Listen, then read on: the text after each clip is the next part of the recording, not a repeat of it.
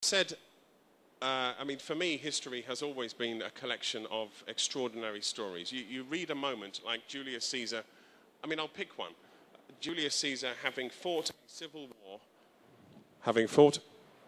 I could do this louder, come to think of it. Julius Caesar having fought a civil war with Pompey for 4 years, having fought battles across Spain and Greece and Italy, having seen his friends betray him, having seen his friends killed, chased him with just a few hundred men down to the coast of Egypt into the city of Alexandria, and Julius Caesar landed on the docks at Alexandria, and the Egyptian court, the courtiers, turned out to meet him, and he was handed a clay urn and a gold ring.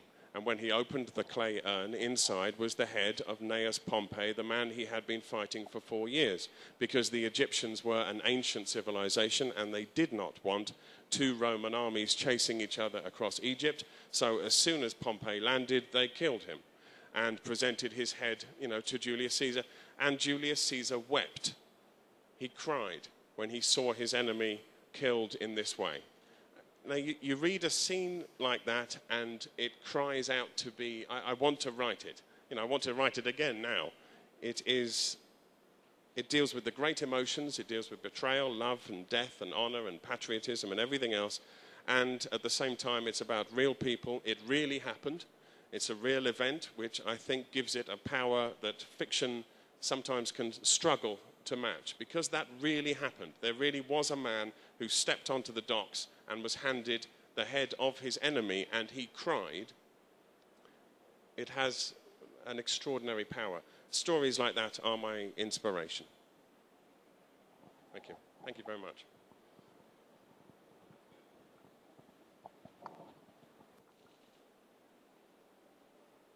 Oi. O Bernard Cornwell é um autor que falou que gostaria de ter escrito a sua história sobre o Júlio César. Tem algum outro livro de algum outro autor que o senhor leu e gostaria de ter falado, eu queria ter escrito essa história? Absolutely. There are hundreds I would like to have written, and I'm not going to say Harry Potter because it's such an obvious, thing. Although I think everyone would like to have written Harry Potter. I knew the woman who turned it down at my publishers, actually, and she's still irritated by that a decade later. Yes, Taipan by James Clavell I loved. It's historical fiction. It's a wonderful book. I recommend it to anybody. Taepan, Taipan. Ender's Game by Orson Scott Card. Oh, God, if I start on this list, Magician by Raymond E. Feist, I could keep going forever.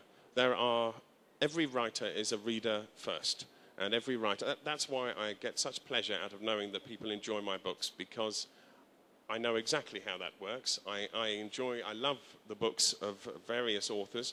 The tragedy for me is that some of my favorite authors have died. David Gemmell is a favorite author of mine, and he died quite young, and I genuinely thought there would be time for me to meet him. I was in no hurry to meet him. I wanted to meet George MacDonald Fraser, who was a man in his 80s, and I went out of my way to make sure I met him because I thought he might not last that long. I know that sounds a little bit calculating, but David Gemmell then died in his, I think, early 50s, late 40s. I should point out, actually, for the young writers in the room, that if you do become a writer, you really need to keep fit, because it combines 2 things. Your heart races because you are writing something exciting, and you are physically immobile. This is an extremely dangerous combination. It leads to early heart attacks and is not a good idea. So if you will write, and I know you're looking at me thinking, well, he's not that fit, but it is worth being careful with your bodies. It really is. Writers tend to die irritatingly early if they're producing good work. So yes, the answer is hundreds, because writers are readers first. Thank you.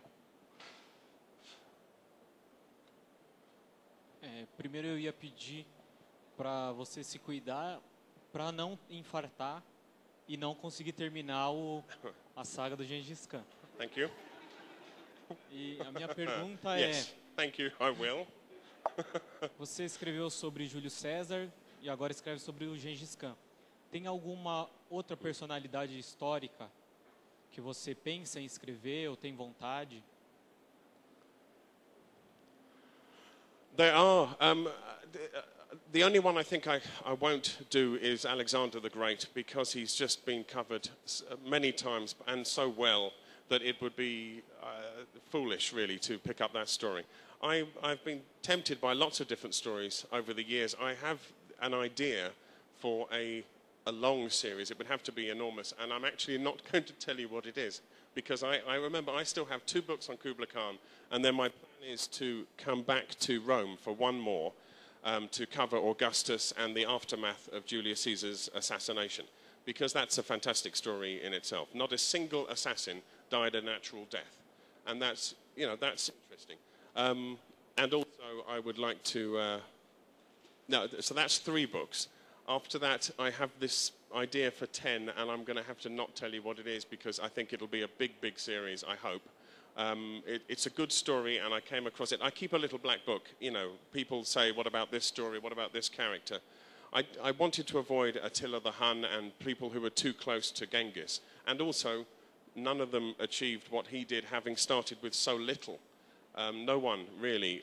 It is the greatest rags to riches story in human history that I've been able to find.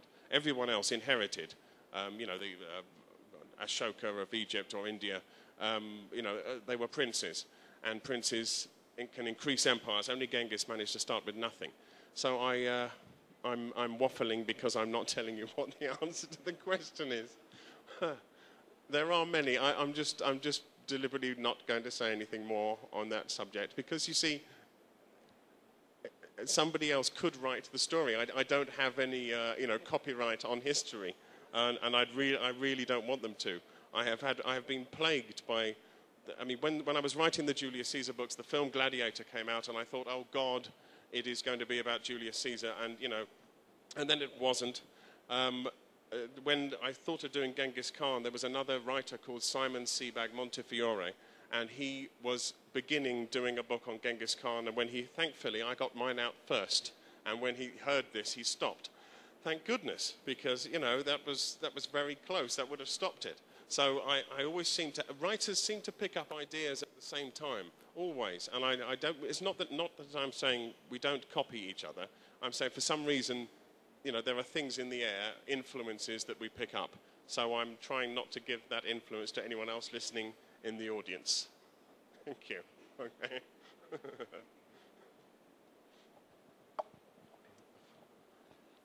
Eu vi que você gosta de grandes personagens da história quando você vai escrever o livro. Aqui, não sei se você conhece um pouquinho da cultura brasileira, sobre a origem do império.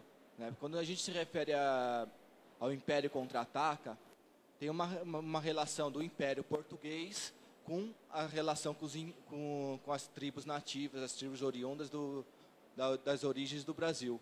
Em referência à cultura americana e quando a gente fala de império contra-ataca, como é essa figura de referência, essa figura de linguagem? Sorry, when I talk about which culture?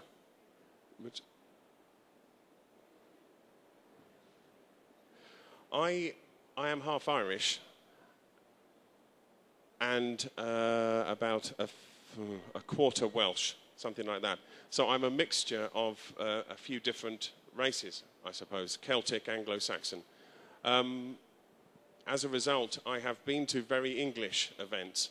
I went to an English wedding for the Salvation Army where they sang very English hymns and very English prayers in a Protestant church, and I did not feel at home. And I have been to Irish weddings, Irish Catholic weddings, although I am Catholic myself, where they sang Irish hymns and spoke about Irish culture, and I did not feel at home there. So I am aware of the fact that I really don't feel at home anywhere. And I suspect, I'm not complaining, I suspect that is a good thing. I think that this sense of being an outsider in a culture is an engine, is part of my drive. I think it helps me to observe and to understand, because I'm not completely in it. I'm not immersed in the culture. I will always be slightly an outsider, and I think that helps a little bit. I think all writers probably have to be slightly autistic, and that's not a great thing to say, but what I mean by it is they have to be slightly detached from humanity. That's even worse. That sounds awful. No, I just mean they have to observe in an objective manner. That's all I have to say on that. I hope that answers the question. Is that what you meant about my culture in this way? Yes. Yes. Okay. Thank you.